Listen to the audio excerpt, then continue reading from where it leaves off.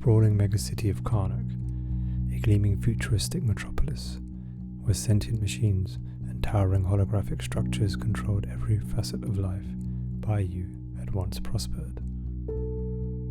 He was a gifted coder, whose hands could paint algorithms like an intricate pattern, bringing the city's systems to life. His talent had always been recognized, especially by his older brother Anzhao, who stood as one of the city's most foremost engineers, responsible for maintaining the delicate balance of AI systems. The memory was a dull ache in Baiyu's mind, as distant and faded as the lights of Caruk.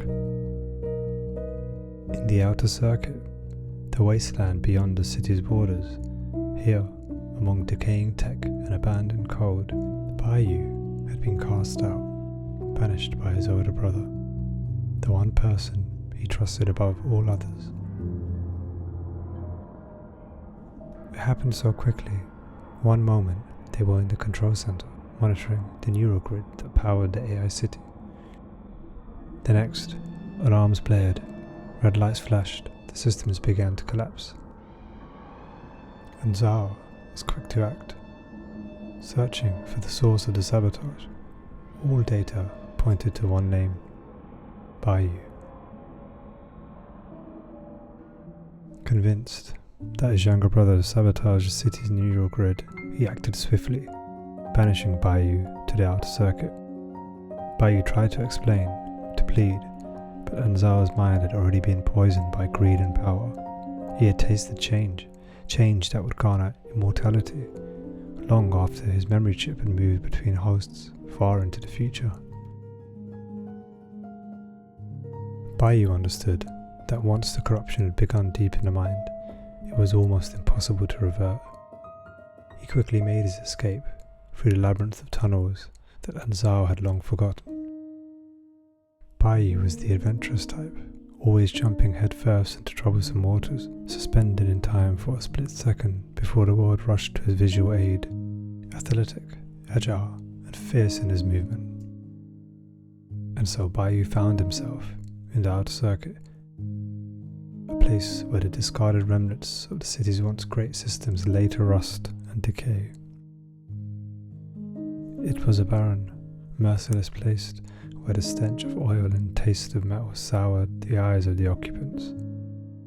The air buzzed with broken code and shadows of old machines roaming aimlessly, their purpose long forgotten.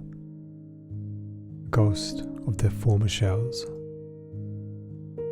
For the first few months, Baiyu survived, his mind sharpening, body toughening in the harsh environment. The city he had once called home felt like a distant dream.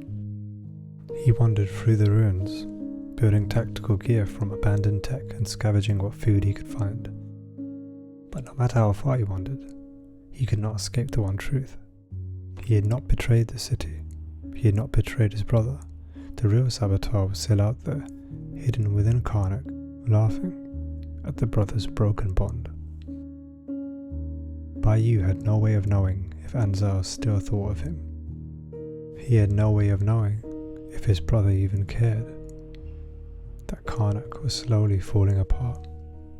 But there was one thing Baiyu knew, with absolute certainty, the symbol of the golden dragonfly.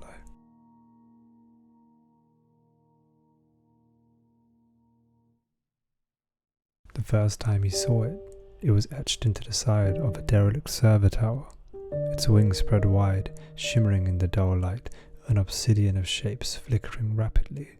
Beneath it, a script Baiyu didn't recognize. First, he thought nothing of it, just another relic of a forgotten age. But as the days passed, symbols began appearing everywhere he went, as if it was following him around. It was on the broken screens of abandoned terminals, it was carved into the rusted hulls of decommissioned drones. Baiyu began to feel as though the dragonfly was watching over him, guiding him towards something important. And meanwhile, back in the heart of Caruk, Anzhao was beginning to see the same symbol. It started as a fleeting glimpse, a flash of holographic wings on a billboard, or the faint outline of a dragonfly in the data streams he monitored. At first, he dismissed it as a glitch, harmless anomaly in the city system. But as time went on, the dragonfly appeared more frequently, and with each appearance, Carnuk's neurogrid seemed to falter just a little more. The skyline, once vibrant and gleaming, began to flicker and dim. Buildings that had once shimmered with holographic displays now stood dark and cold. The sentient machines that controlled the city's infrastructure grew sluggish, their responses delayed as if they were losing the will to function.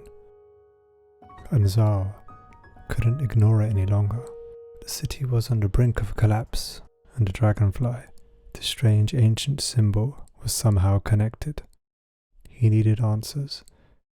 As much as it pained him to admit it, there was only one person who might be able to help: Baiyu.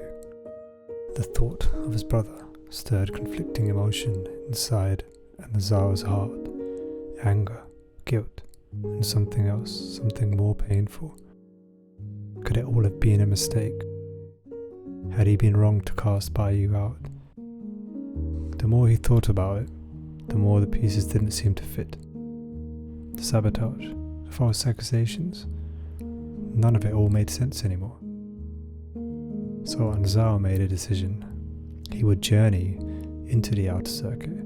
He didn't know if his brother would help him, or if Baiyu would even speak to him after all that had happened, but he had no other choice. The city was dying, and only Baiyu had the knowledge and skill to save it. With a heavy heart, Anzhao left the gleaming towers of Caruk behind and ventured into the wasteland. The outer circuit was a harsh and unforgiving place. The air was thick with a scent of rust and decay, and the ground was littered with the remains of broken machines. Anzhao moved cautiously, his every step echoing in the vast emptiness. He didn't know where to start, but he followed the only cue he had: the golden dragonfly. Days passed as he wandered through the ruins, searching for any sign of his brother. The deeper he went, the more he began to understand why Baiyu had been able to survive here. The outer circuit was a place of endless challenge, a place that required quick thinking and resourcefulness, qualities Baiyu had always possessed in abundance. And when one day Anzhao saw it, the symbol of the golden dragonfly, beneath it, the word Ordonata. Anzhao's heart raced. He was close.